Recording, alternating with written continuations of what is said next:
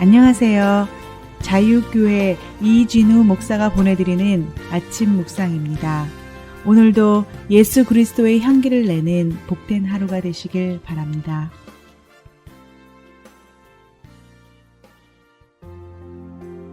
(10월 29일) 화요일 아침 묵상입니다. 오늘은 믿음으로만 얻는 구원이라는 제목으로 로마서 4장 1절로 3절의 말씀 묵상합니다.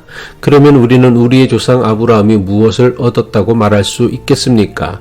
아브라함이 행함으로 의롭게 되었더라면 그에게는 자랑할 것이 있었을 것입니다. 그러나 하나님 앞에서는 자랑할 것이 없습니다.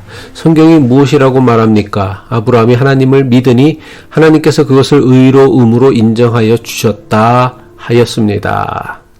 바울은 구원에 대하여 율법의 방식과 믿음의 방식을 대조하면서 구원은 율법의 방식이 아니라 믿음의 방식으로 이루어진다는 것을 일관되게 강조합니다. 율법의 방식이란 율법을 지키는 사람의 공로나 수고를 통해 구원을 얻는다는 것으로 구원의 조건이 사람에게 있음을 의미합니다. 반면에 믿음의 방식이란 사람의 공로나 수고와 상관없이 값없이 주시는 전적인 하나님의 은혜로 우리를 구원하시는 하나님의 방법을 의미합니다. 하나님께서 사람을 구원하시는 방법은 사람의 공로나 수고와 상관이 없는 것이기에 여기에는 그 어떤 차별이 있을 수 없습니다. 율법을 가졌던 유대인이나 율법이 없었던 이방인이나 상관없이 모든 사람을 구원하는 하나님의 방법이 믿음의 방식인 것입니다.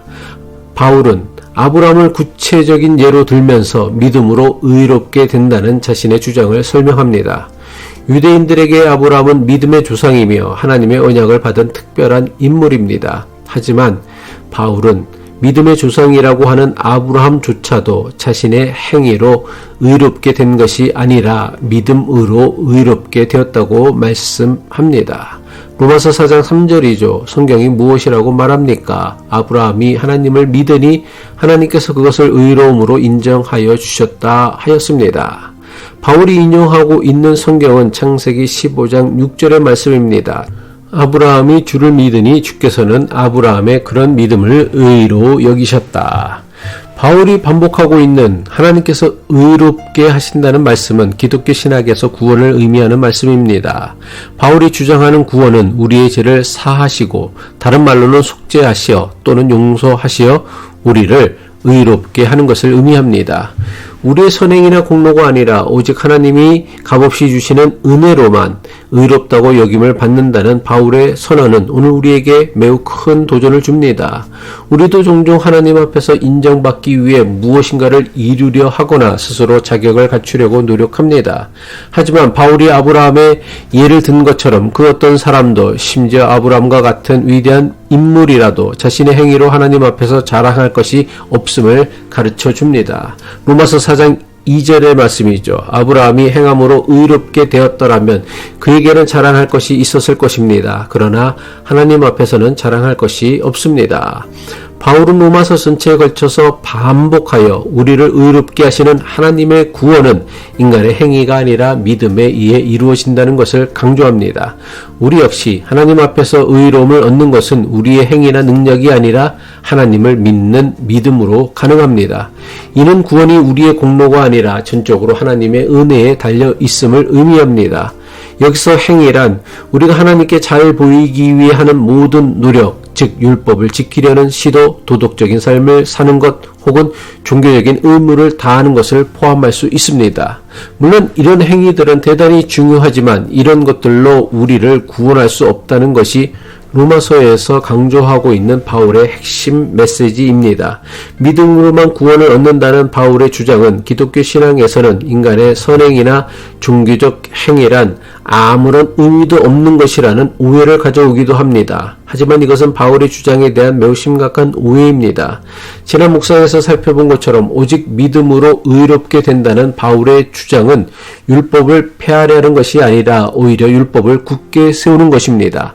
하나님의 말씀을 지키는 우리의 행위가 우리를 구원하는 조건이 될 수는 없습니다. 하지만 값없이 구원받은 사람에게는 구원에 합당한 삶을 살아야 하는 책임과 사명이 있습니다. 바울이 사람의 행위를 배척하고 믿음을 강조한다고 해서 믿음이 아무런 결과를 낳지 않는다는 뜻은 결코 아닙니다. 참된 믿음은 언제나 행동으로 변화로 나타납니다. 아브라함의 믿음도 그가 실제로 하나님의 명령에 순종함으로 나타났습니다. 다시 말해 믿음은 우리의 구원의 원인이며 행위는 그 믿음의 열매라는 것입니다. 믿음으로 의롭게 된 사람은 그 결과로 선한 행위를 하게 됩니다. 그러나 선한 행위 자체가 우리를 구원하는 것은 아닙니다.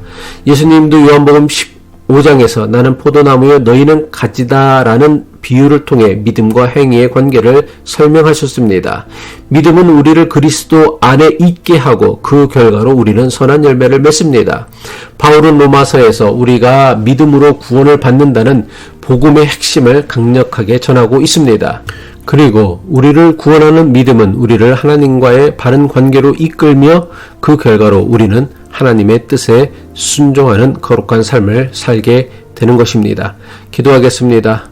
구원의 하나님 아버지, 우리의 행위나 노력으로 우리를 의롭게 하시고 구원하시는 것이 아니라 오직 우리를 구원하시려는 하나님의 의뢰로 우리를 구원하신다는 것을 깨닫게 하옵소서. 아브라함의 믿음이 우리의 믿음이 되게 하시고 그 믿음이 우리의 삶 속에서 선한 열매로 나타나게 하여 주옵소서. 예수 그리스도의 이름으로 기도합니다.